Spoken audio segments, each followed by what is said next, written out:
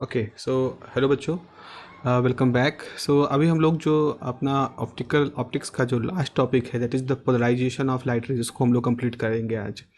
देखिए, पोलराइजेशन एक बहुत ही इंपॉर्टेंट प्रॉपर्टी है।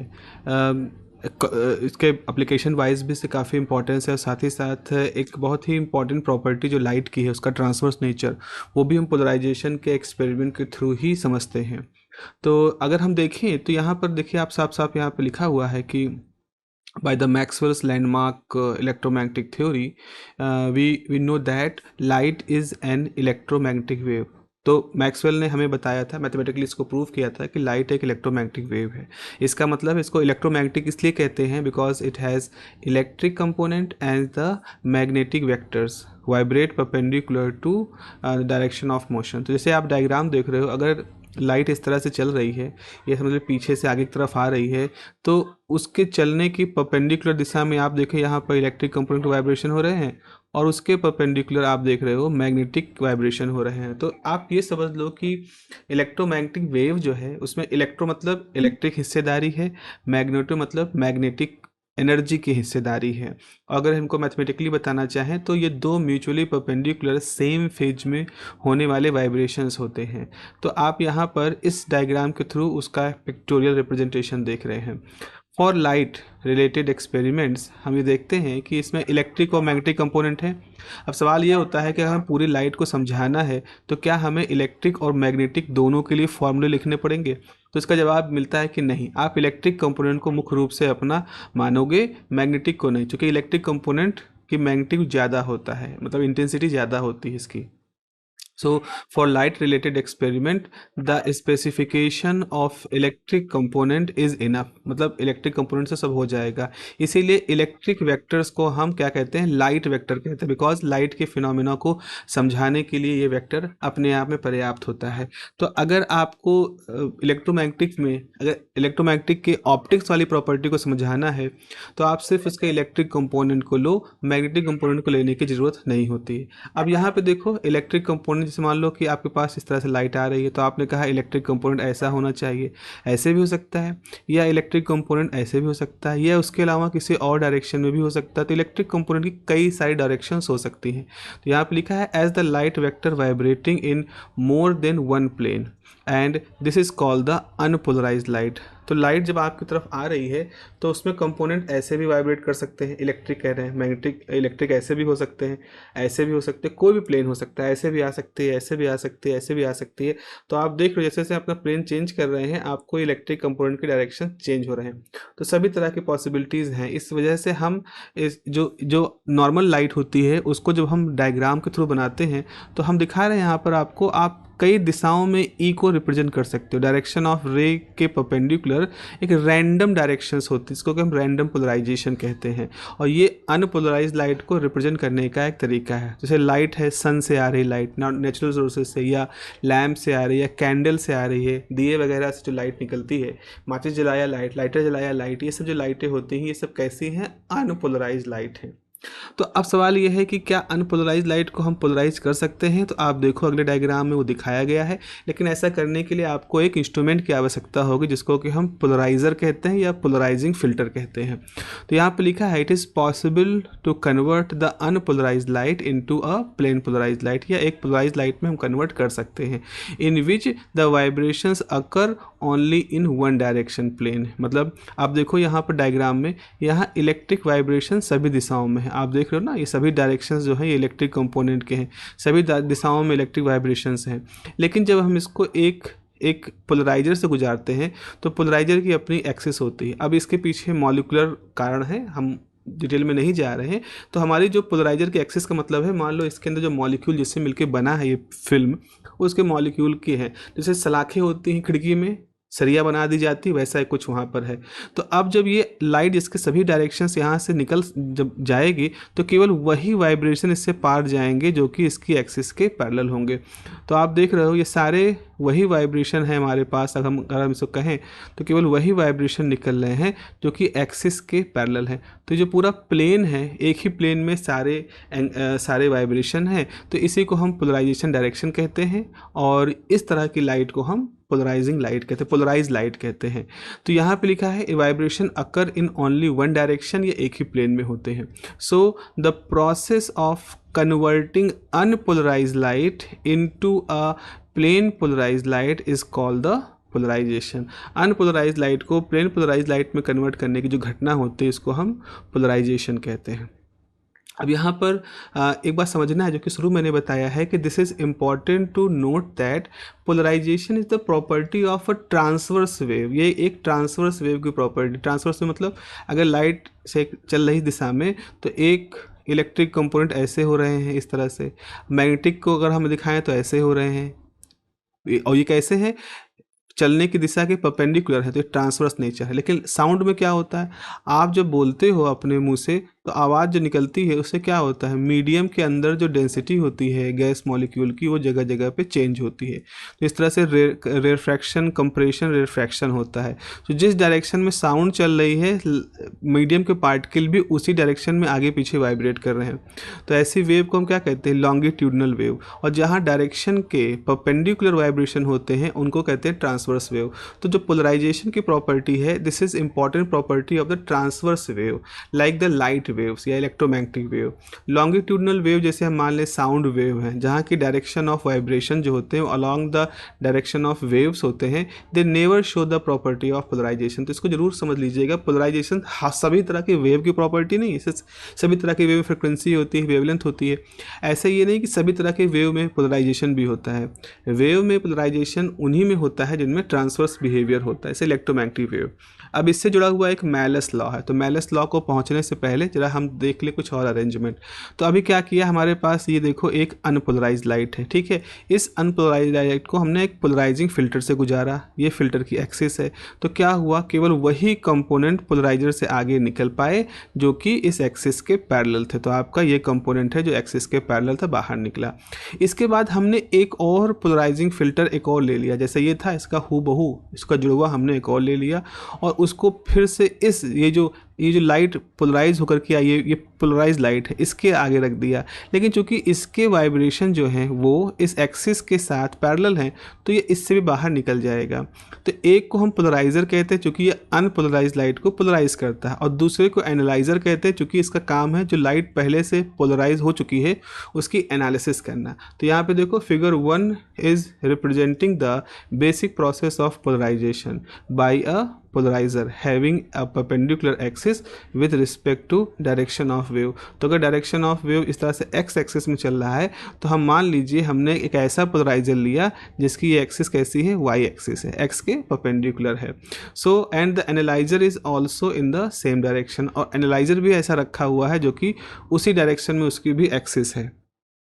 अब क्या होगा, अब देखो दूसरे फिगर में देखो, यहाँ अनपोलराइज लाइट थी, यहाँ से रखा आपने पोलराइजर, पोलराइजर के एक्सिस के हिसाब से हमारी लाइट बाहर आ गई। लेकिन अब हमने एनालाइजर को थोड़ा सा टेढ़ा कर दिया, ऐसा टेढ़ा किया कि जो पहले इसकी दिशा थी इसके साथ इसका थीटा हो गया। तो अब क्या होगा, जब ये लाइट यहाँ गिरेगी तो रुकेगी नहीं, बल्कि इस लाइट का जो ई है, ई का एक अब से यहाँ पे ई गिरेगी तो ई के दो हिस्से हो जाएंगे, एक हो जाएगा ई कॉस थीटा और एक हो जाएगा E sine theta. E cos theta बाहर निकल आएगा, तो आप देख लो थोड़ा तिरछा हो गया, इसका प्लेन जो है थोड़ा सा टिल्ड हो गया थीटा डिग्री से, पहले सीधा था अब ये थीटा डिग्री टिल्ड हो गया। तो ये आप देख रहे हो, तो यहाँ पे लिखा है with respect to the analyzer, यानी कि जो एनालाइजर है इसके respect, with respect to analyzer the axis of polarizer changes by theta. तो एनालाइजर के रिस्पेक्ट में मान लो पोलराइजर की एंगल थीटा डिग्री चेंज हो गई है। So the emerging electric component tilted accordingly. तो आप देख रहे हो यहाँ पर आखिर में जो हमारा बाहर निकलने वाला ये है, बाहर निकलता हुआ जो हमारा कंपोनेंट है वो भी उस हिसाब से टिल्ट हो गया। अब हम तीसरा बहुत ही महत्वपूर्ण फिगर देखते हैं। इस फिगर में क्या हो रहा है, ये the axis of the analyzer and polarizer are perpendicular to each other. अब देखो यहाँ पर इसकी एक्सिस ऐसे है और एनालाइजर की एक्सिस ऐसे है, दोनों के बीच में अगर हम देखें दोनों के बीच में क्या हो चुका है, 90 डिग्री का एंगल बन चुका है। यहाँ पर देखोगे तो ये आपका 90 डिग्री का एंगल बना हुआ है। अब आपको मालूम है कि अगर ई कॉस 90 लिखेंगे तो कॉस 90 जीरो होता है, यानी जीरो हो जाएगा। इसका मतलब जैसे ई कंपोनेंट इस पर पड़ेगा तो ये पूरे का पूरा यहीं रुक जाएगा और आगे आपको कुछ नहीं मिलेगा। तो यहाँ पर क्या हुआ, जैसे ही परपेंडिकुलर है मतलब क्रॉस पोजीशन में है, so no light component passing via the polarizer, अब सॉरी वाया द एनालाइजर। अब एनालाइजर से कुछ भी बाहर निकल नहीं हो रहा, analyzer pass through this leads the formulation of Malus law. और इसी को ही हम मेलस लॉ समझाते हैं कि आपने एनालाइजर की एक्सिस और पोलराइजर की एक्सिस और एनालाइजर की एक्सिस, इनके बीच में एक थीटा का रिलेशन होता है। अगर थीटा जीरो है तो जो लाइट यहाँ से निकल रही है वो इससे निकल करके बाहर चली जाएगी। लेकिन अगर पोलराइजर इस तरह से है, एनालाइजर उसके परपेंडिकुलर है, तो जो लाइट यहाँ से निकल रही है वो यहाँ आके रुक जाएगी और आगे आपको कुछ भी लाइट दिखाई नहीं पड़ेगी। और ये चीज़ हम यहाँ इस डायग्राम में देख सकते हैं। बच्चों देखो, यहाँ आपके पास ये पोलराइजर है, तो प्रैक्टिकल सिचुएशन जो है वो यहाँ पर दिखाई पड़ रही है। आप देखो इस जगह पर यहाँ पूरा डार्क है। डार्क इसलिए है क्योंकि हमने इन दोनों एनालाइजर के एक्सिस को क्रॉस करके रखा है।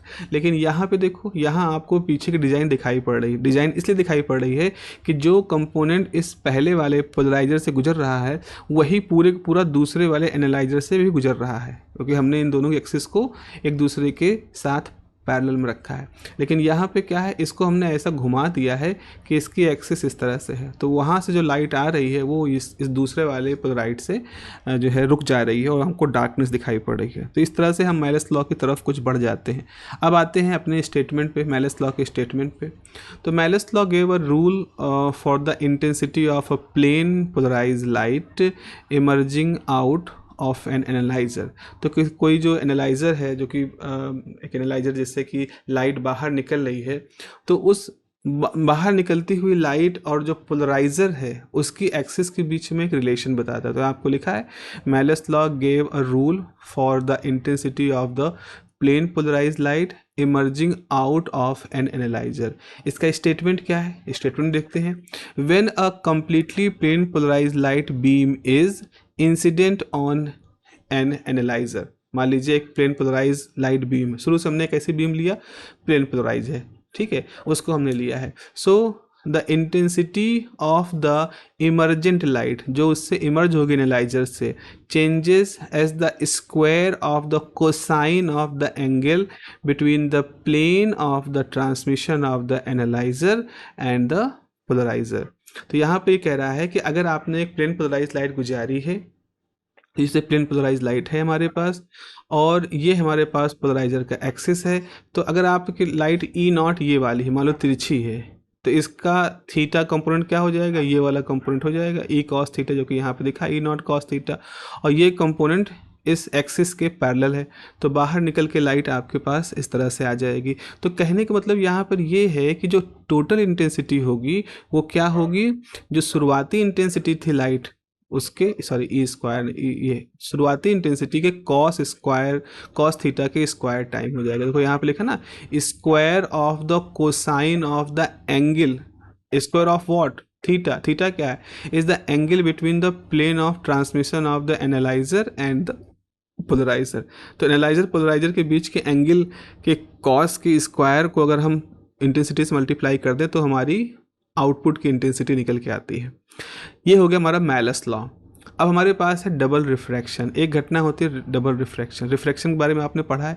रिफ्रैक्शन में क्या होता है, जैसे कोई लाइट है, मान लो एक मीडियम है, ये ग्लास है, ये एयर है, लाइट ऐसे गिरी तो ग्लास में जाते ही नॉर्मल की तरफ झुक जाएगी, जो एंगल ऑफ आर है ये कम हो जाएगा आई के कंपैरिजन में, तो लाइट सीधे न जाने के बाद अपने रास्ते से डेविएट हो जाएगी। तो लाइट किसी मीडियम में जाते ही अपने ओरिजिनल पाथ से डेविएट हो जाना क्या कहलाता है, रिफ्रैक्शन।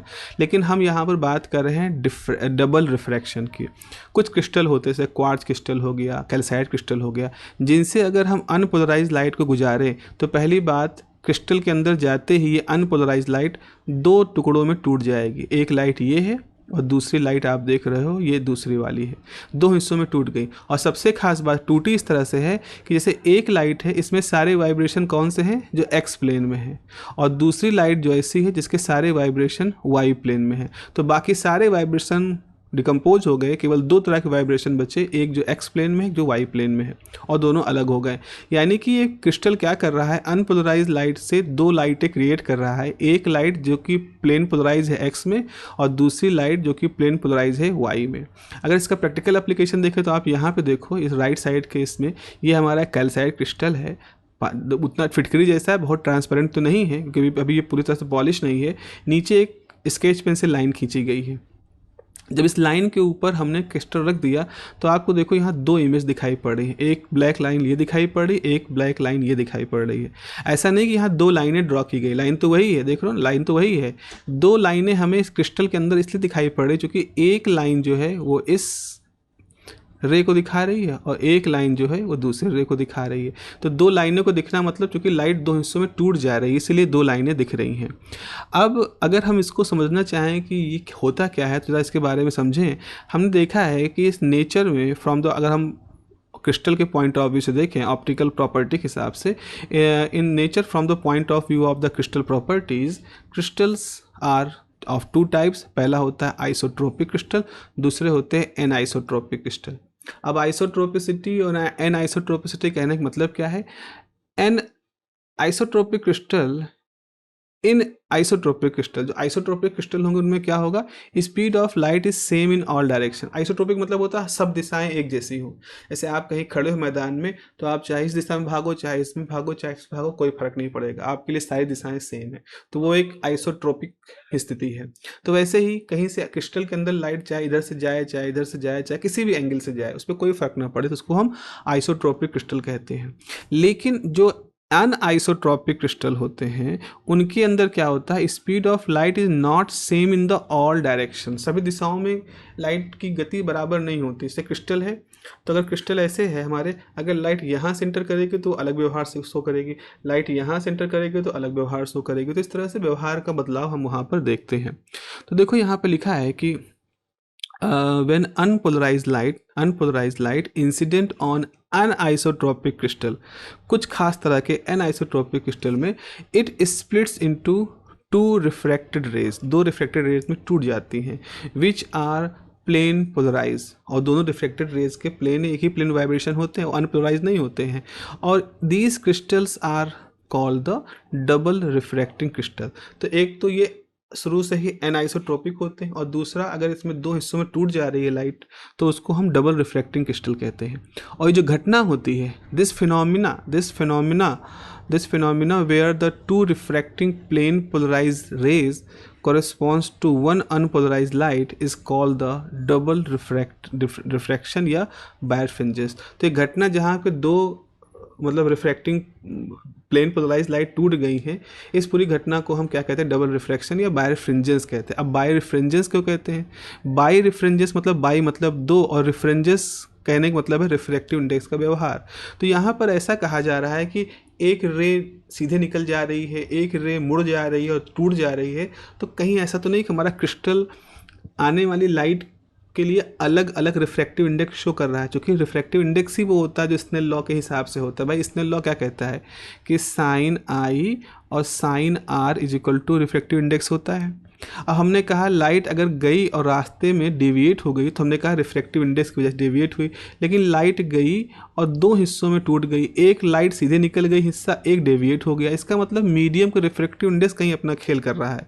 तो यहाँ पर इस तरह क्रिस्टल को या इस घटना को बाई रिफ्रेंजेंस इसलिए कहते हैं because the material shows two refractive indices for the two plane polarize light. दो प्लेन पोलराइज लाइट हो गए, एक एक्स में है वाई में है, इन दोनों के लिए दो तरह की ये व्यवहार शो कर रहा है। अब यहाँ पर जो दो रे निकल के बाहर निकलती हैं इनके नाम भी रखे गए हैं और बड़े इंटरेस्टिंग नाम है। जैसे यहाँ पे लिखा है कि one of the refracted ray which is obtained in double refraction is called the ordinary रे। इसमें से एक रे इसको ऑर्डिनरी रे कहते हैं। कैसी रे होती है, द रे दैट ओबे लॉ ऑफ रिफ्रैक्शन। अब देखो जैसे एक ऑर्डिनरी इंसान होता है जो ट्रैफिक में निकलता है घर से बाहर, तो हेलमेट है, गाड़ी के कागज़ हैं, लाइसेंस है, ये सब कुछ सारे नियम को फॉलो करते हुए वो चलता है, रेड लाइट पे रुकता है, ग्रीन पे चलता है। Ordinary people who is following all the laws. ऐसे ही एक रे जो मीडियम में जाएगी तो अपने ओरिजिनल पाथ से डेविएट होगी, क्योंकि डेंस मीडियम है तो लॉ ऑफ रिफ्रैक्शन फॉलो कर रही है, तो उसको हम ऑर्डिनरी रे कहते हैं। अभी मैं डायग्राम आपको दिखाऊंगा इसका। सो दिस रे always lie in the plane of incidence and its speed remains same in all directions within the crystal and it is called the O ray. इसको ऑर्डिनरी रे कहते हैं। चलो अपने शुरुआती डायग्राम से देखते हैं जहाँ पर हम लोग गए थे। यहाँ पे आप देखो, जैसे एक यहाँ अनपोलराइज लाइट गई, अब जैसे मीडियम में प्रवेश की तो क्या हुआ मैं आपको बता देता हूँ। एक लाइट तो ये वाली है जो ये दिखा रहे हैं, ये जो लाइट है ये बिल्कुल सीधी निकल गई, मतलब अनपोलराइज आई और उसी दिशा में निकल गई। ऐसा लगा कि मीडियम के बदलने का इस पर कोई असर नहीं पड़ा, जबकि रिफ्रैक्शन लॉ कहता है कि जैसे मीडियम चेंज होता है, डेंसर मीडियम में जाएगा तो रास्ते से लाइट अपने डेविएट होगी। जबकि दूसरी लाइट जो है वो देखो अपने रास्ते से डेविएट हो रही है, तो वो डेविएट हो रही है क्योंकि भाई वो लॉ ऑफ रिफ्रैक्शन को फॉलो कर रही है। तो ये आपकी ऑर्डिनरी रे आप कह सकते हो यहाँ पर हो रही है, और दूसरी जो फॉलो नहीं कर रही है उसको एक्स्ट्रा ऑर्डिनरी रे कहते हैं। ऐसा भी तो आप भी देखते होगे ना, एक लोग हैं भाई अब झंडा लगा लिया किसी पार्टी का, अब वो एक्स्ट्रा ऑर्डिनरी हो गए, अब वो किसी तरह के नियम को फॉलो नहीं करेंगे, they are the extraordinary people. उनके लिए नियम लिखे गए हैं आम इंसान के लिए, ऐसा लगता है।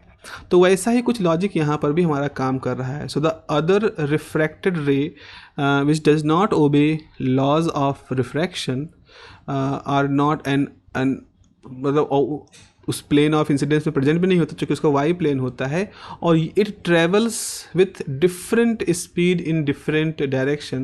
This is called the E ray. तो डबल रिफ्रैक्शन में क्या होता है, ऐसा भी कह सकते हैं कि एक मीडियम में एंटर करते ही लाइट दो तरह के हिस्सों में टूट जाती है, दो तरह के कंपोनेंट में टूट जाती है। एक को हम कहते हैं ऑर्डिनरी कंपोनेंट। ऑर्डिनरी कंपोनेंट वो होता है जो सभी लॉज ऑफ रिफ्रैक्शन के लॉज को फॉलो करता है। एक्स्ट्रा ऑर्डिनरी वो होता है जो किसी लॉ ऑफ रिफ्रैक्शन को फॉलो नहीं करता है। तो ऑर्डिनरी सभी दिशाओं में एक साथ चलता है, एक ही वेलोसिटी चलता है, पर एक्स्ट्रा ऑर्डिनरी अलग अलग दिशाओं में अलग अलग वेलोसिटी से चलता है। अब हाइगन ने जब इस घटना को देखा तो उन्होंने उस समय चूँकि वो सेकेंडरी वेवलेट प्रिंसिपल ये सब डेवलप कर रहे थे, तो उन्होंने डबल रिफ्रैक्शन को अपने सेकेंडरी वेवलेट सिद्धांत से भी एक्सप्लेन करने की कोशिश की, और काफ़ी अच्छा एक्सप्लेनेशन रहा, काफ़ी समय तक काफ़ी नज़दीक का एक्सप्लेनेशन था ये। तो by extending the concept of, अभी हम लोग क्या पढ़ रहे हैं, Huygens explanation for the double refraction. So by extending the concept of the secondary wavelets, Huygen explain the double refraction process as follows. Huygen ने कैसे फॉलो किया देखते हैं।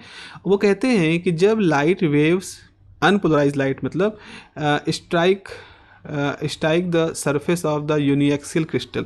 अब यूनिएक्सियल क्रिस्टल एक खास तरह क्रिस्टल होता है जिसके अंदर एक एक्सिस होती है जिसको कहते हैं ऑप्टिक एक्सिस, एक ही ऑप्टिक एक्सिस होती है। अब ये ऑप्टिक एक्सिस क्या होती है हम लोग बात करेंगे।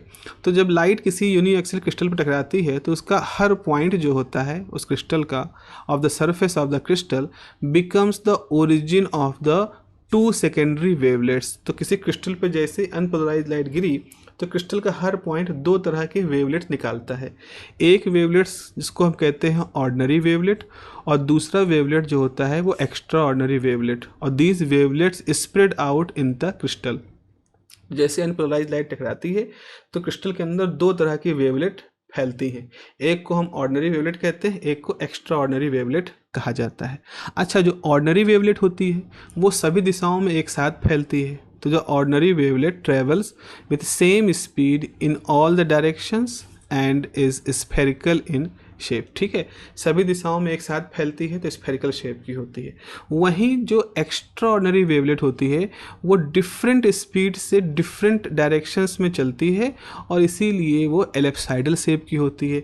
मतलब एक दिशा में धीमी चल रही, एक दिशा में तेज चल रही है, तो जिस दिशा में तेज चल रही वहाँ ज़्यादा विस्तार होगा, जिधर धीमी चल रही वहाँ कम फैलेगी। तो एलिप्सॉइडल मतलब एलिप्स को घुमा दो तो एलिप्सॉइडल शेप की हो जाती है। अब होता क्या है कि चूंकि एक ही क्रिस्टल के अंदर एक स्फेरिकल वेव फ्रंट एग्जिस्ट है, एक एलिप्सॉइडल एग्जिस्ट है, तो कहीं ना कहीं ये दोनों वेव फ्रंट आपस में टच करते हैं। तो यहाँ पे लिखा है कि both these types of wave front touch each other at 2 points, कम से कम दो बिंदुओं पे टच करेंगे। And the line connecting these points and the line connecting these points is called the optic axis. तो ऑप्टिक एक्सिस क्या होती है, जो wave front, spherical wave front और सिलेंडर और एलिप्सॉइडल वेव फ्रंट आपस में टच करते हैं किन्हीं दो पॉइंट पे, तो उन पॉइंट को मिलाती हुई जो लाइन होती है उसको ऑप्टिक एक्सिस कहते हैं। जिन क्रिस्टल में ऐसे केवल एक ही लाइन खींच सकते हैं उनको यूनी एक्सियल कहते हैं, जिसमें ऐसे दो लाइनें खींच सकते हैं उनको बाई एक्सियल कहते हैं। तो इन कैल्साइट, अब जो हमारे पास दो तरह के एग्जाम्पल है, कैल्साइट क्रिस्टल में क्या होता है, जो स्फेरिकल वेव फ्रंट होता है वो प्रेजेंट होता है इनसाइड द एलिप्सॉइडल वेव फ्रंट। अभी मैं इसको डायग्राम के थ्रू दिखा देता हूँ। अगर हमने कहा, अब देखो यहाँ पर क्या होता है, स्फेरिकल से, ये देखो ग्रीन वाला स्फेरिकल वेव फ्रंट है और ये पर्पल वाला एलिप्सॉइडल है। तो जो कैल्साइट क्रिस्टल होता है उसके अंदर जो स्फेरिकल वेव फ्रंट है ये एलिप्सॉइडल वेव फ्रंट के अंदर होता है। ऐसे क्रिस्टल को हम नेगेटिव क्रिस्टल कहते हैं और उसका एग्जाम्पल है कैल्साइट। दूसरा सिचुएशन क्या है, जैसे यहाँ पर देखो, यहाँ पर जो स्फेरिकल वेव फ्रंट बड़ा है, एलिप्सॉइडल वेव फ्रंट छोटा है और यहाँ पर भी 2 पॉइंट पे टच कर रहा है, तो इसको भेजती हुई एक लाइन है, ये ऑप्टिक एक्सिस है। यहाँ पर भी एक लाइन है, ऑप्टिक एक्सिस है। तो क्वार्ट्ज क्रिस्टल जहाँ की एलिप्सॉइडल जो होता है, ये पर्पल कलर वाला, ये wave front with in the spherical wave front होता है, तो इसको हम पॉजिटिव क्रिस्टल कहते हैं। तो दिस इज द हाइगन थ्योरी। अब हम इसके लास्ट पार्ट में आते हैं जहां हम इसके एप्लीकेशन के बारे में बात करते हैं। जैसे एलसीडी हमने सबने देखा है, मोबाइल फ़ोन से लेकर के स्मार्ट वॉच से लेकर के कंप्यूटर स्क्रीन और लैपटॉप स्क्रीन और टीवी सब पे हो चुका है। तो जो लिक्विड क्रिस्टल डायोड डिस्प्ले होता है, it use the polarise light to create images. उसमें ऐसी टेक्नोलॉजी होती है जो हम बहुत ही क्लियर इमेज हमें दिखाई पड़ती है, पिक्चर क्वालिटी की हम बहुत सराहना करते हैं, उसका कारण यही होता है। So a back light emit unpolarize light that passes through the liquid crystal layer and it is then polarize to produce the image on the screen. तो इसको लिक्विड क्रिस्टल डिस्प्ले कहते हैं इसीलिए क्योंकि इसमें एक फॉर्म खास तरह क्रिस्टल्स होते हैं जो लिक्विड, मतलब प्योर क्रिस्टल भी नहीं होते, प्योर लिक्विड भी नहीं होते, they have some phase property. तो उनको liquid crystal display, diode display जो होता है, वो जो डिस्प्ले होता है वो एक अच्छी पिक्चर क्वालिटी के लिए पोलराइज लाइट को यूज करता है। सन ग्लासेस हमने पढ़े हैं, हम खरीदने जाते हैं या हम देखते हैं तो उसमें लिखा होता है पोलराइड ग्लासेस क्या होते हैं, ये रिड्यूस करते हैं ग्लेयर को, जो चमक, जो चौंध लगती है। अगर हम सीधे आसमान को देखे बिना चश्मा लगाएं तो पूरी आंखें खोल नहीं पाते क्योंकि हमें बहुत तरह से रोशनी आती है। लेकिन अगर आप एक पोलराइड चश्मा पहन लोगे तो आपको आंखों में चौंध जो होती है वो कम लगेगी। From the surface like the water surface, snow है, रोड, गीली रोड जब हो जाती है, रात को आप गाड़ी चला रहे हो, बाइक या कुछ भी चला रहे हो, सामने से कार आ रही है और गीली रोड है तो बहुत सारी चमक आती है, तो उससे बचत हो जाती है। They block the horizontal polarise light which help to improve the visibility and reduce the eye strain. और इससे काफ़ी अच्छा भी होता है, आंखों पे कम दबाव पड़ता है और विजिबिलिटी अच्छी होती है। रात के टाइम ड्राइविंग के लिए काफ़ी फ़ायदेमंद होते हैं। 3D ग्लासेस, अब हम 3D मूवीज़ देखते हैं तो 3D glasses are used in the 3D movie theatres display. ये जो ग्लासेस होते हैं इनके लेफ्ट आई में और राइट आई में जो इमेज बनते हैं वो एक खास तरह से पोलराइज होते हैं। एक में हॉरिजॉन्टल पोलराइजेशन होता है, एक वर्टिकल पोलराइजेशन होता है। तो दो तरह की लाइटें जब ब्रेन पे जाती हैं तो हमें 3D इफेक्ट महसूस होता है। फोटोग्राफी एंड फिल्मिंग, अगर आप धूप में फोटोग्राफी कर रहे हो, धूप में आप फिल्मिंग कर रहे हो तो कैमरे के अंदर बहुत सारा चौंध आता है, बहुत सारे ग्लेयर आता है, तो उस पर फिल्टर्स लगा देते हैं जो कि कैमरा को जो रिफ्लेक्शंस होते हैं और जो ग्लेयर होता है उसको रिड्यूस करता है। तो जो कलर्स होते हैं पौधों के, सीनरी होती है, कपड़ों के, ये सब इम्प्रूव हो जाते हैं और जिससे इमेज क्वालिटी, पिक्चर क्वालिटी आपको इम्प्रूव होती हुई दिखती है। ऑप्टिकल माइक्रोस्कोपी में भी हम क्या करते हैं कि पोलराइज लाइट को यूज करते हैं ताकि जो इमेज बने, जो कंट्रास्ट बने, जो हम माइक्रो ऑब्जेक्ट देख रहे हैं वो अच्छे कंट्रास्ट के दिखे, तो सो दैट कि उनके स्पेसिफिकेशंस हमको अच्छे से मालूम चल जाए। तो reveal specific detail in the transparent sample. Communication की बात करें तो ऑप्टिकल फाइबर्स जो होते हैं, जैसे आप जियो फाइबर सुनते हो, जियो टेक्नोलॉजी, जियो के जो ये जिस तरह से इंटरनेट सुविधाएं प्रोवाइड कराए, इसमें ऑप्टिकल फाइबर का बहुत बड़ा रोल है। तो ऑप्टिकल फाइबर जो होते हैं वो पोलराइज फोटॉन्स को यूज करता है ताकि इन्फॉर्मेशन को वो दूर तक ले जाए। पोलराइजेशन डिवीजन मल्टीप्लेक्सिंग, PDM एक टेक्निक है इसकी सहायता से हम मल्टीपल डाटा स्ट्रीम को हम अपने ऑप्टिकल फाइबर से, चाहे वो सिंगल ऑप्टिकल फाइबर हो चाहे मल्टीपल ऑप्टिकल फाइबर हो, उसके थ्रू हम भेज सकते हैं। तो मतलब PDM जो टेक्निक है उसके थ्रू हम जो डाटा ट्रांसफ़र की क्वांटिटी है और स्पीड दोनों को मेंटेन रख पाते हैं। रिमोट सेंसिंग, पोलरीमेट्रिक रिमोट सेंसिंग एक ऐसी टेक्निक है जिसके थ्रू हम पोलराइजेशन स्टेट ऑफ लाइट को मतलब हम यूज करते हैं और जो अर्थ के सरफेस से जब स्कैटर्ड होती है तो उससे जो इन्फॉर्मेशन वो उसके सेंसर रिसीव करते हैं उनको हम लोग डिकोड करते हैं। तो ये रिमोट सेंसिंग का मतलब ये होता है कि आप उन जगहों पर जहाँ हो सकता है मैन के थ्रू ना जा पाए या बार बार उसकी मॉनिटरिंग करनी संभव ना हो, हम उन चीज़ों को हम सर्वे वगैरह इसके थ्रू कर सकते हैं। तो इसमें जो लाइट सेंसर्स जो प्रोब बीम यूज होती है वो यही होती है।